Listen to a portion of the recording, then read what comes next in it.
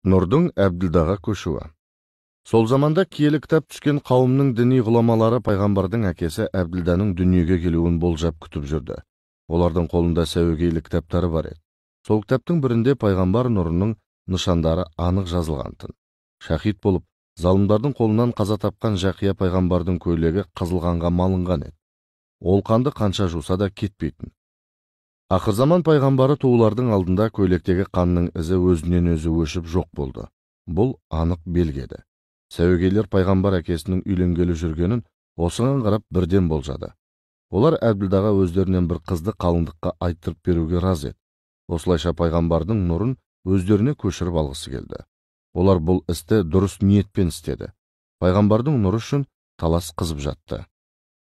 Нұрдан дәмелі жұрт араға адам салып құдалық ниеті барын үст-үстіне білдіріп жатты.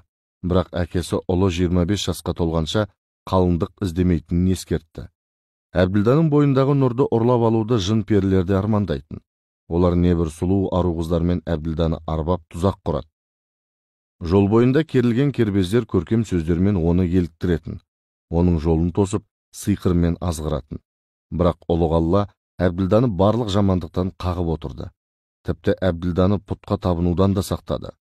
Бір күні Әбділда пұтханаға кіргісі келгенде беліндегі нұр оған бөгет жасайды. Ол әкесіне келіп, пұтханаға барсам болды, белімнен бір нұр пайда болып, кіруіме кедергі жасайды. Ылғи төбемде тұрады. Құлағыма бір әуез келіп, Әзіреті Мұхаммедтің қасиетті нұры саған аманат етілген. Оны таза ұста деп сыбырлады. Қураған ағаштың саясында отырсам да, ағаш ғайыптан көгеріп, маған көлеңке береді. Лас жерге қадам бассам, топырақ қозғалып, маған таза жол ашады. Бұлаққа барсам, мөлдір су ағады. Әке, бұл не хикмет? Деді. Сонда Әбдімүтәліп, әй балам, ақырдың пайғамбары сенің перзентің болады. Сенің көрген білгеніңнің бәрі соны меңзейді. Мен де сен сияқты белгілерді байқағанмын. Бұл пайғамбарлардың мырзасы біздің ұрпақтан шығатынын аңғартып тұр, деді. Бір күні залымдар Әбділданы өлтіруді ойға алады.